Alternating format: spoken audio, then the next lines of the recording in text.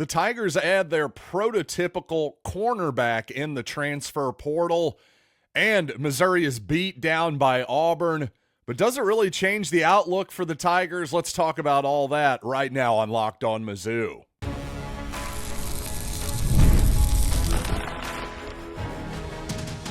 You are Locked On Mizzou, your daily podcast on the Missouri Tigers. Part of the Locked On Podcast Network, your team every day.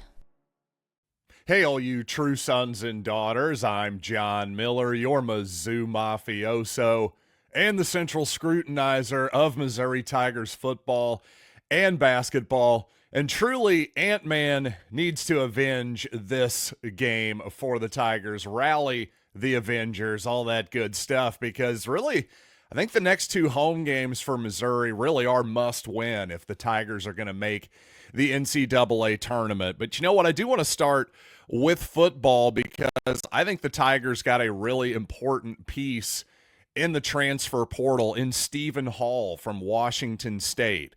A cornerback had offers out there in the portal process from Ole Miss and Florida to give you an idea of the type of player that he is. Started every game last season for the Cougars. In his second season with Washington State, logged his first career interception last season, one which he returned for a touchdown. Now, if you think, wait a second, if this guy's supposed to be so good, why does he only have one interception in 2 years? Well, probably because I'm guessing teams aren't throwing the ball his way all that often. And let's face it, there is a fluky element to interceptions, definitely a luck element to that. So we've seen some really good Missouri cornerbacks in recent years. Ennis Rakestraw comes to mind. He didn't get a ton of interceptions in his Missouri career either, but obviously played well enough for the Tigers to earn himself a second-round draft pick with the Detroit Lions this past spring. So here's the thing with Stephen Hall. As usual, guess what? He's a corner that Missouri has recruited out of the portal or out of high school that is listed at 6 feet tall or higher. That just has to be a prerequisite at this point for Missouri corners. I honestly think if Eli Drinkwitz and company see a guy who's listed at 5'11", they take out a big permanent marker and scratch him off the list. But regardless, this is a strong addition, it seems to me, to what was one of the weak spots on the Missouri defense last season. I think particularly as the season went along, I think Missouri's back end was really stressed by somebody like South Carolina's Lenoris Sellers, for example, who could extend plays with his legs. It seemed like when Missouri was not able to get the ball out of the opposing quarterback's hands quickly, well, sometimes the secondary was exposed a little bit, especially on the outside. So Stephen Hall, a welcome addition. And speaking of guys 6 feet tall at that position, Missouri bringing in a couple more guys at the cornerback position who fit the mold as well. So it seems like Missouri is not done at the position. And since Jaron Sensabaugh, another corner who just spent his first year on campus at Missouri, has entered his name into the transfer portal, well, back once again to Eli Drinkwitz's statement that he prefers production over potential at this point. Again, just showing you that high school recruiting, while it still matters, doesn't matter as much as it used to. And since we're on the cornerback topic, I did think it was interesting that Drayden Norwood, who to my eyes was pretty easily Missouri's best corner last season, I don't think he or anybody else on the roster was up to the high standard that Ennis Rakestraw and Chris Abrams-Drain had set for the previous 2 seasons at Missouri. But I thought Norwood had a good season. Thought it was a bit mysterious in that case that he only played 9 snaps down in Nashville for the bowl game against Iowa. I still haven't heard a good reason as to why that is. Maybe you all can correct me if I'm wrong here. Maybe there's something I missed, an injury. Maybe Missouri just wanted some looks at different players, but it was all basically Toriano Pride and Nick DeLoach on the outside for the most part. So obviously it's disappointing anytime Missouri goes on the road and loses a basketball game by 16 points. It's hard to get happy about that whatsoever, especially, frankly, when it took the true freshman plus Jacob Cruz and Marques Warrick to make it closer than the game really even was, to be honest with you. But really, I didn't learn a ton about Missouri other than Auburn's A game is definitely better than ours. Now, don't get me wrong, Missouri did not play its A game yesterday. Simply what I'm saying is, even if Missouri had played its A game yesterday, I don't think they were going to beat Auburn the way it was playing yesterday. And I also learned that Missouri's best, well, actually, I should say I relearned this. This is something I've been saying really since the Memphis game after the opener. I relearned that Missouri's best offensive and defensive lineups don't really overlap, and that's going to be something they're going to struggle with all season. Missouri was really, and Dennis Gates was really searching for some type of offensive lineup yesterday that was going to be effective, because it became pretty clear that no matter what Missouri's defensive strategy was, the way Auburn was playing this basketball game, they were just torching the nets up from the outside. It wasn't really going to matter. I'm sorry, when Auburn is hitting step back three after step back three one-on-one, as a coach, I'm really not sure what adjustments you're supposed to make here. But the good news is, I think if you're a Missouri fan, of course, I saw some frustrated Missouri fans online, as I always do after a loss.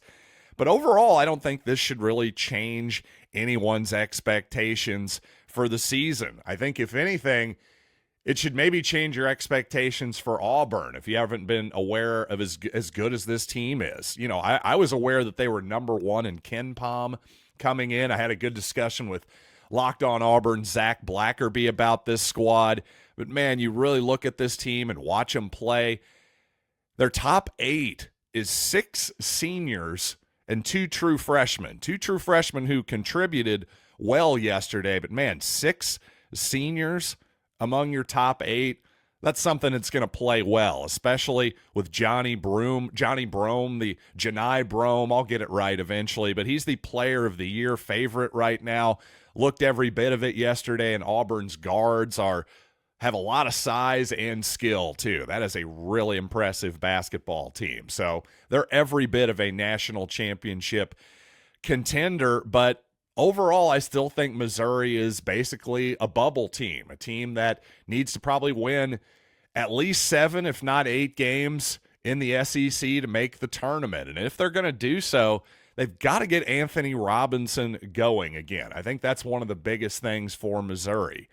This is really 2 no-shows in a row for Robinson, to be brutally honest. Just 15 minutes, by the way, in bragging rights, just 14 minutes tonight, and 2 total points in those previous 2 basketball games.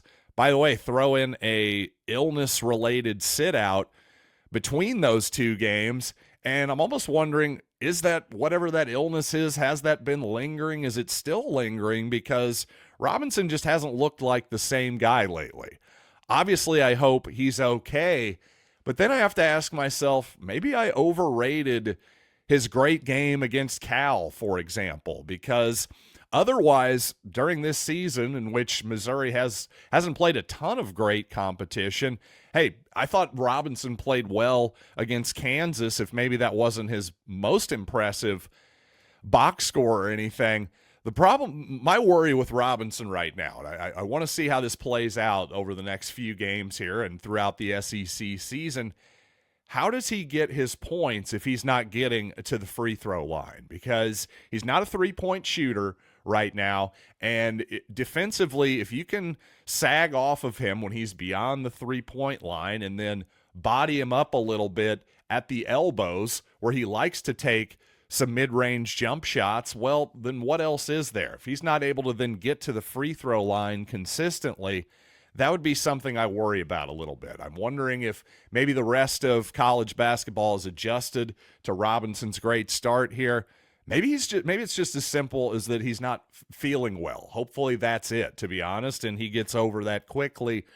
Regardless, when Anthony Robinson and his offense isn't coming around And Caleb Grill's shot is obviously not there at the moment. He's understandably a little bit rusty at the moment. By the way, I thought Grill still made a difference with it on the glass and with his hustle, but it's understandable that Missouri's offense, there's really not a lot of great answers. When Robinson is off, when Grill's shot isn't going in, Missouri doesn't have enough shooting or playmakers right now, I don't think, to quite make up for that. And really, when you look at the SEC schedule, these next two home games for Missouri, well, to steal a phrase from Gary Pinkel, I think are absolutely critically important. So let's talk about the future of this season for Missouri. And also, a lot of people are asking, why was Missouri switching guards onto the player of the year so consistently? Well, as usual, it's all about trade-offs, but let's get into that discussion here in just a little bit. But first, I want to tell you about FanDuel, because the NFL playoffs are just about here, and it's not too late to get in on the regular season action as well with FanDuel, America's #1 sports book. Right now, new customers can finish the season strongly with $250 in bonus bets if your first $5 bet wins. FanDuel has so many ways to pick up that W, including anytime touchdown scores. You're welcome, Josh Manning. Also, of course, point totals. You can live bet. And to me, FanDuel is absolutely the best place to live bet. So visit FanDuel.com to join today. That's FanDuel.com for a chance at $250 in bonus bets. Make every moment more with FanDuel, an official sportsbook partner of the NFL. And by the way, tickets to the Missouri-LSU game on Tuesday night are cheap. Just $3 to get into the door over at GameTime, and also attending the new 12-team college football playoff.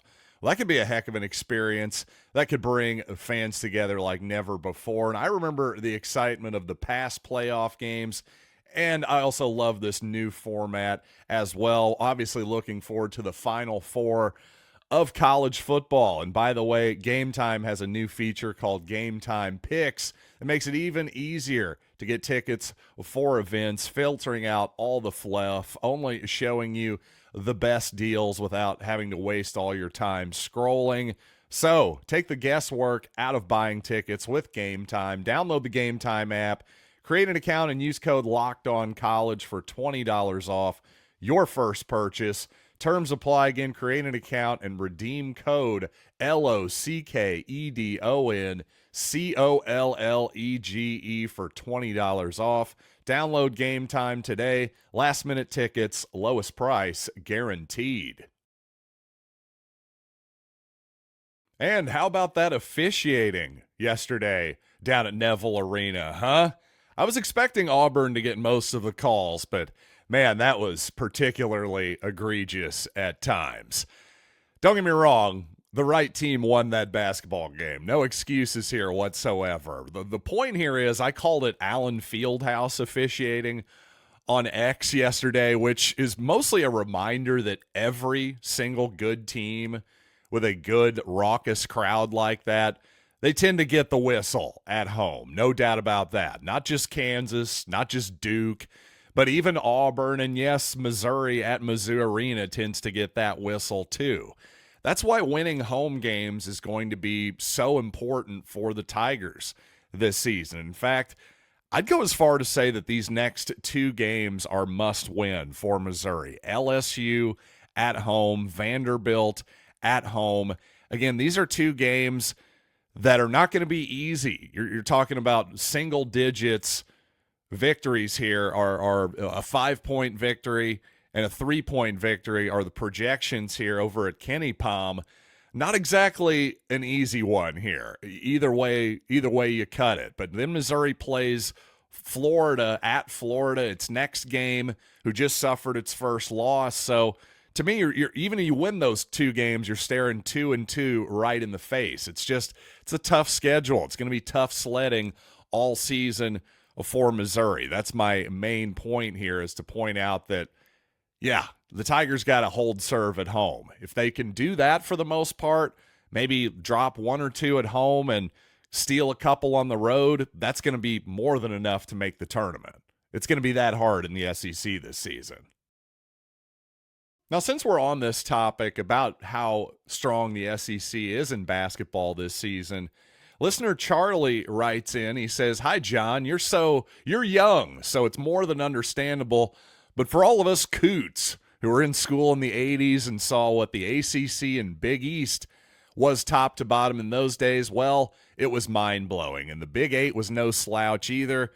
Congrats to Brady. Love the podcast." Well, first of all, it's nice that you think I'm young. I appreciate that. But I am old enough to remember 1980s basketball, first of all. And yeah, it was awesome. It really was, all the way into the early to mid-90s. That was the golden era of college basketball, I would say.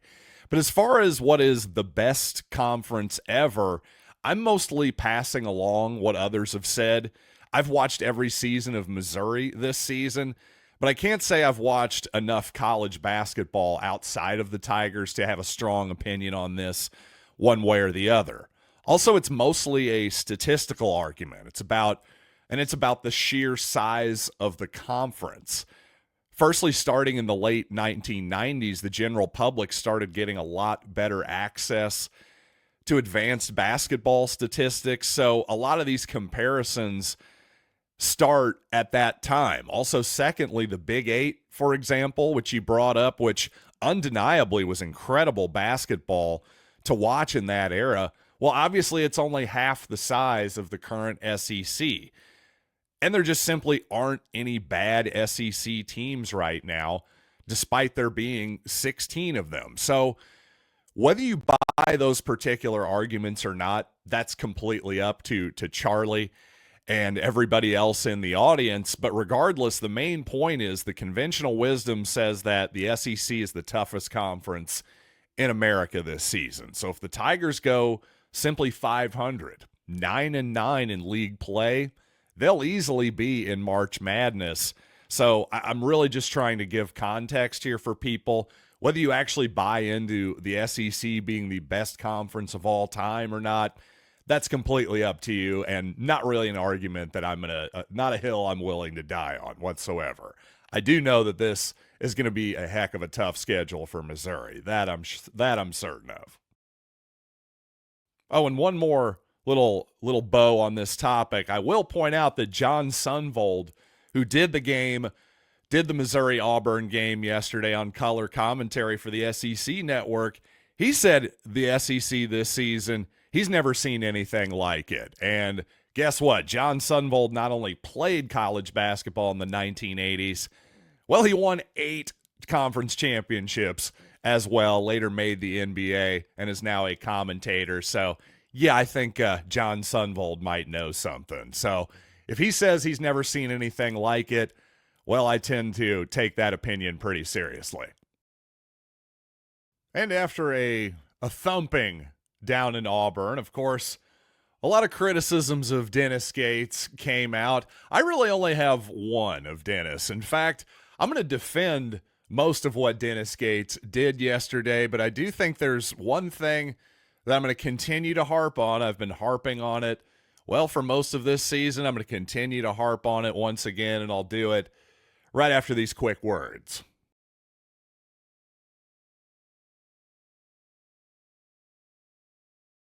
Somewhat encouragingly, a lineup again of Jacob Cruz, Marques Warrick, plus 3 true freshmen in Marcus Allen, Honor Boating, and one other player I'm forgetting, T.O. Barrett. There we go. I knew I'd get there eventually. That lineup helped Missouri cover the spread, by golly, and made it look closer than it really was, to be perfectly honest.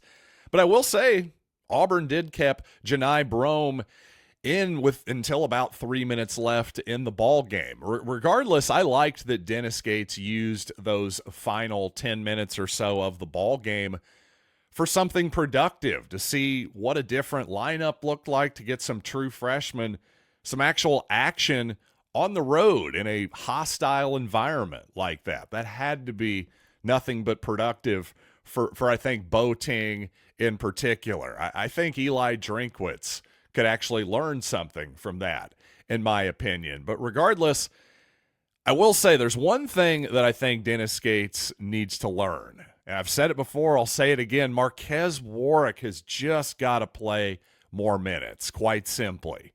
He should be a staple of the rotation at this point. Once again, Warrick with another impressive and efficient offensive game. I mean, it's been a month now of him just playing incredible offensive basketball, I would say.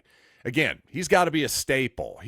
We should not go 10 minutes into any more ball games without Warrick seeing the floor. He should be the 6th or 7th man on this team at the very least, in my humble opinion. Now, speaking of Johni Broome, a lot of people were frustrated that Missouri was switching guards onto the player of the year. But my thing is, obviously there's a trade-off there. And my question would be, did you see Auburn shoot the basketball yesterday? Because if you're going to hard hedge, if you're going to double team ball screens, if you're going to drop down on those ball screens, go under them, all that kind of stuff, and sag into the paint, what are you going to do? A team that shot nearly 50% from three, they're just going to allow them to shoot more of those? Frankly, the trade-off there is, well, I guess we're going to let the player of the year try to do his thing. Maybe he'll just happen to have an off game and maybe get into some foul trouble or something. I'm just not really sure that anything else was a good trade-off for Missouri there. I just, other than switching, what was going to work better? Because all you're going to do without switching there is just allow more and more open shooters. How do you think that was going to work out for the Tigers? My assumption is that it would not work out well. And honestly, offensively, to all the people who are saying that, oh, Dennis Gates doesn't run an offense, well, I would challenge you to go back to Dennis Gates' first year at Missouri and tell me that wasn't beautiful ball movement, both on and off the ball and all that good stuff. And still plenty of good backdoor cuts from Missouri in the half court and all that good stuff this year. I think some of the, Missouri doesn't run an offense stuff, I think is unfair. But I do understand where it comes from, because the thing is, if Caleb Grill is going to be cold from the outside, again, he's still rounding into form. He's going to be fine. He's just a little bit rusty, in my opinion. But if Missouri's not going to play Marques Warrick very much, and Tamar Bates is going to go 0 for 4 from the outside, well, Missouri has basically no shooting then at that point. And without shooting, what exactly is the solution there? Running a bunch of floppy Stephen Curry action around the perimeter, the great ball movement that everybody loves. Well, you know what? That stuff doesn't work nearly as well if you don't have Stephen Curry and Klay Thompson, or somebody who can make a shot. They don't have to be that good, but you see my point. I just think it's a little bit, some of the Dennis Gates doesn't run an offense stuff. To me, the best offense that Missouri has this year is often its defense. And when Missouri can't get a stop, well, it can't get out into transition nearly as easily. It can't use its superior athleticism and size that it has against most teams. Maybe not against Auburn, though. So, again, a lot of this is just a credit to Auburn, who is obviously one of the elite teams in the entire country. And I saw a stat that said Missouri missed 14, quote, layups yesterday. I guess I have a slightly different definition of what a layup is than a lot of people. But regardless, I think the obvious conclusion there is that Missouri needed to be better around the rim. Sure, that's obvious. But layups? I don't know. That's a term that's thrown around a little bit too liberally for my taste. But regardless, the point is Mark Mitchell wasn't finishing around the rim. And Missouri, Auburn was just better. Let's put it that way. But statistically, old Kenny Palm dropped Missouri down from 52nd in the country all the way down to 53rd, one spot. So, again, this doesn't change the outlook on the season whatsoever. Missouri is, I think, going to have to play the way it's been playing so far. I think Dennis Gates has actually figured out the best version of this team. Get into transition as much as possible. Cause chaos defensively. And in the half court, quite honestly, it's going to be a lot of just one-on-one, get a good matchup, drive into the paint, and try to get to the free throw line a lot. Again, using that size, athleticism. Hopefully Missouri's shooting will come around a little bit more, and Marques Warrick's minutes will go up to the point where, hey, a little bit more space for those drives. Then suddenly you're going to see more ball movement, more passing, all that good stuff. Again, the problem is for Missouri, it's always that trade-off because their best offensive lineups and their best defensive lineups just aren't really matching up. So this team is not perfect. They definitely have a ceiling because of all this. But at the same time, I think they're right there in terms of making an NCAA tournament bid. I don't think anybody should be discouraged after this particular game. And thanks, as always, for making Locked On Mizzou your first listen today. For your second listen, check out Locked On SEC on YouTube or wherever you get audio podcasts as well. I'm looking forward to being back on the SEC squad very soon. Hopefully this week. I think we're going to make it happen. So that should be a ton of fun as always. Until next time, I'm John Miller. See you next time right here on Locked On Mizzou.